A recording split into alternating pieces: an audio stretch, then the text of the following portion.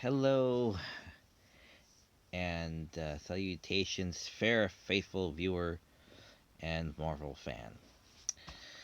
Now, the Loki series first episode has finally dropped, and we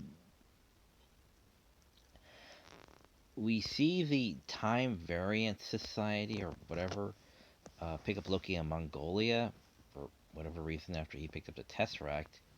I don't know why he was sent there of all places,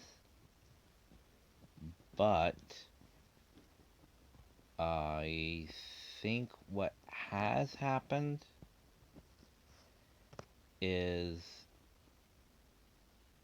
that because Loki was picked up in a place that was not a place to that was reset when because the time police showed up to put something to help time flow back again.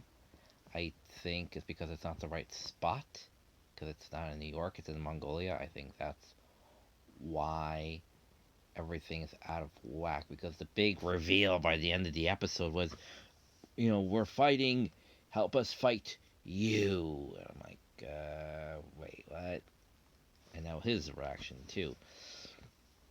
So I'm kind of curious. I believe they created their own problem. Gee, how did I know that? Wasn't that in Legends of Tomorrow? Yeah. See, you can only if you're gonna do time shenanigans, you can only do so many different time shenanigans.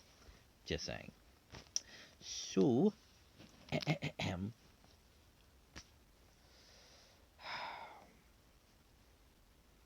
that's what I believe was going on. Anyway, so Loki goes through the time variant, gets processed, and then it's like, well, isn't he going to learn throughout the course of this series, basically, all the stuff that's happened in the past, like 3 films he's been in since, um, yeah, 2 or 3 films he's been in uh,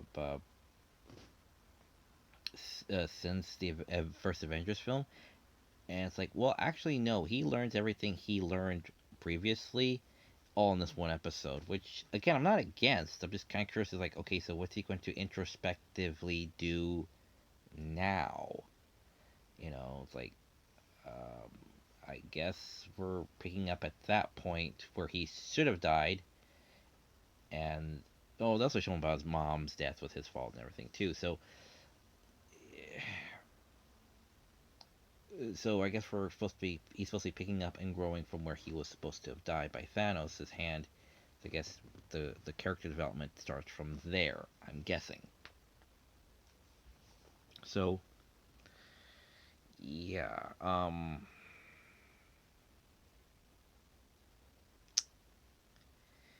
it's still a good episode. There's nothing to talk negatively about. It has good setup. I don't know how many episodes are going to be. I don't know if it's like 8 or 10 episodes. Again, I don't know. But what I do know is that there's no drop in production value. Nothing feels cheap. Nothing feels from movie to TV standard.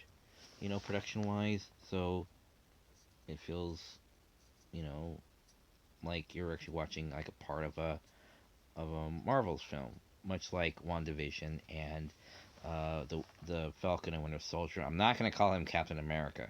I'm not gonna call him Captain America. He's just Falcon. I don't care if he has the shield or whatever it takes for the mantle of. It's like, yeah, yeah. That's just no, no. I'm not doing that. And I don't believe he deserves kudos. I just believe that when he finally gets the suit, he just tells them, world leaders, you should do better.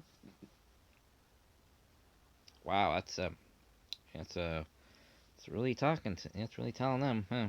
Yes.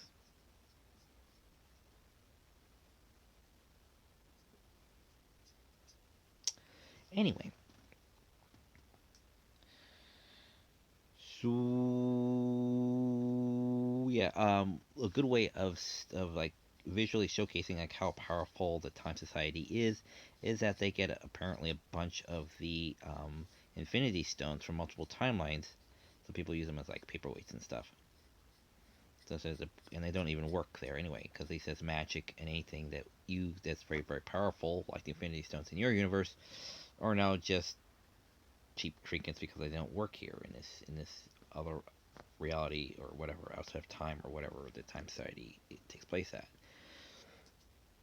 So none of Loki's magic nor the Infinity Stones work. So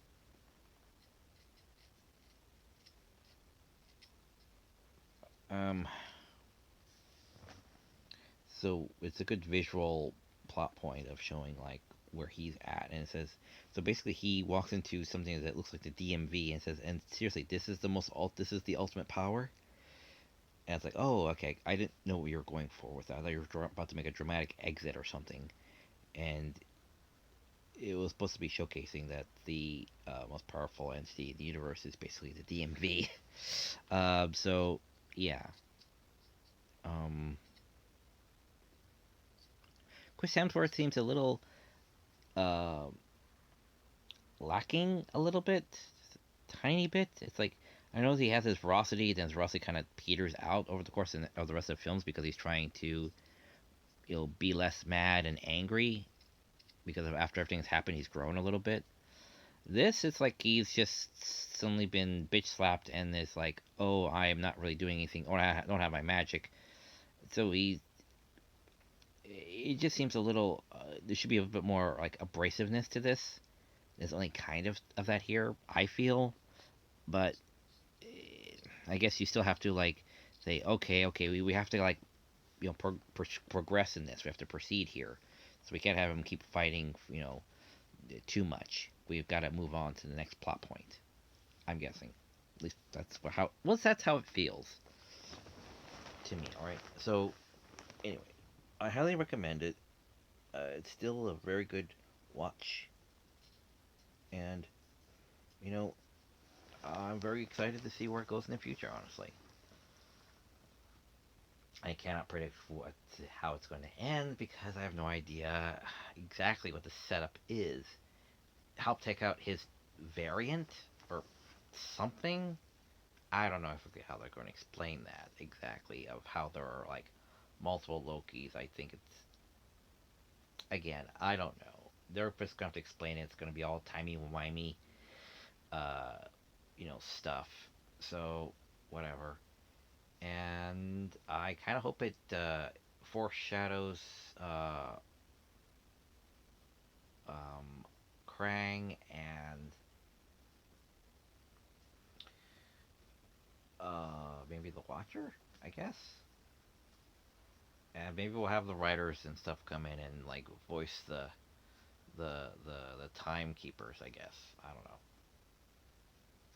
Or maybe have Bob Ister come in and voice them because he is running everything now. So yeah, I'm just saying, have the creators come in since they are supposed to be representations of people running the universe. So whatever. Um, all right, so that's that, I guess. So yeah, Loki on Disney Plus. Check it out if you haven't seen it. You'll enjoy it. I enjoyed it, so I'm a Marvel's fan. So yeah,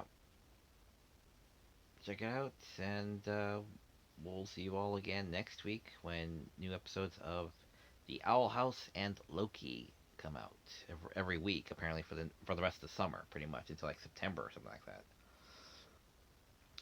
So or something like that. Anyway, so take care, and as always, see you at the movies. Which will be the next Avengers film will be Black Widow. Hopefully, we'll get us in the next few months, and the new James Bond film, and the next and final um, uh, uh, uh, damn it, what was that called again? Fast and Furious. So hopefully we'll get to see all that very soon, and we'll have those massive crowds again. Lined up around the block to see these films. Hopefully. All right. So take care. Bye.